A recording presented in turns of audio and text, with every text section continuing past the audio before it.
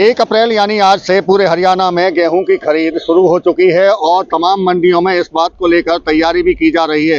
हालांकि अभी आज पहला दिन है, इसलिए ज़्यादा किसान गेहूं लेकर मंडियों में नहीं पहुंचे हैं। लेकिन फिलहाल अगर ज़िले की बात करें, फरीदाबाद में 4 मंडियों को जिम्मेदारी दी गई है गेहूं की खरीद के लिए। इसमें बल्लभगढ़ अनाज मंडी में हम फिलहाल खड़े हैं। आपको तस्वीर दिखा देते हैं। देखिए, ये गेहूं की एक ढेरी यहाँ जरूर आप देख रहे होंगे, लेकिन केवल आज इसी ढेरी एक ही किसान लेकर यहाँ पहुंचे हैं।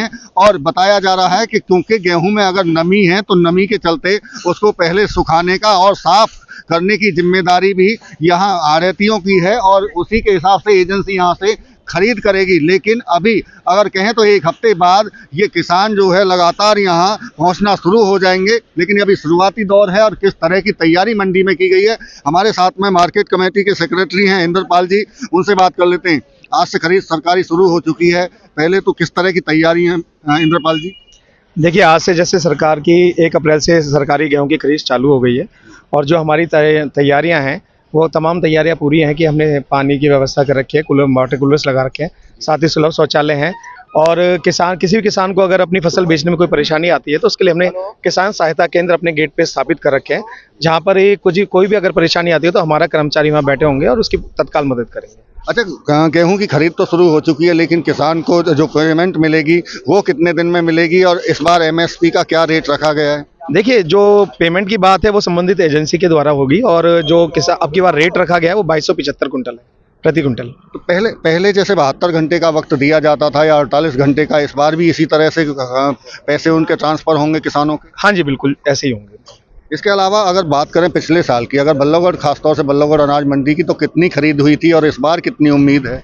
देखिए, पिछली बार जो खरीद हुई थी हमारे यहाँ पे 1,31,000 कुंटल की खरीद हुई थी और अब की बार उम्मीद उससे ज़्यादा की है, क्योंकि अब की बार जो फसल है वो भी काफ़ी अच्छी है। फसल अच्छी है आप बता रहे हैं, लेकिन मॉइस्चराइजर को लेकर अगर बात करें तो क्या पैमाना रखा गया है? देखिए, आज तो शुरुआती दौर है और इसमें थोड़ा मॉइस्चर आ भी रहा है और किसानों से हम अपील भी कर रहे हैं और आढ़तियों की भी हमने मीटिंग ली थी, जिसमें सुनिश्चित करने के लिए कहा था कि अपने किसानों को बोलें कि वो कृपया अपनी फसल सुखा के लाएं, जिससे कि आराम से तत्काल रूप से उनकी बिक सके। एजेंसी कौन कौन सी खरीद करेंगी? देखिए, एजेंसी हमारे यहाँ पे 2 एजेंसी हैं जो खरीद करेंगे, एक DFSC है, एक हरियाणा स्टेट वेयरहाउस कॉर्पोरेशन है। अभी तो शुरुआत है चूंकि, लेकिन कई बार शिकायतें रहती है बारदाने को लेकर के, बारदाना नहीं पहुंचता है, इसलिए कई बार खरीद बंद हो जाती है। तो इस बार क्या पहले से तैयारी पूरी कर ली गई है मुकम्मल? देखिए, बारदाने की जो बात है वो संबंधित एजेंसी के द्वारा होती है, लेकिन फिर भी डीसी साहब की अध्यक्षता में एक मीटिंग हुई थी जिसमें सभी संबंधित एजेंसियां आई थी और उन्होंने डी साहब को भी सुनिश्चित किया था कि भाई सारा का सारा बारदाना उनके पास पर्याप्त मात्रा में है।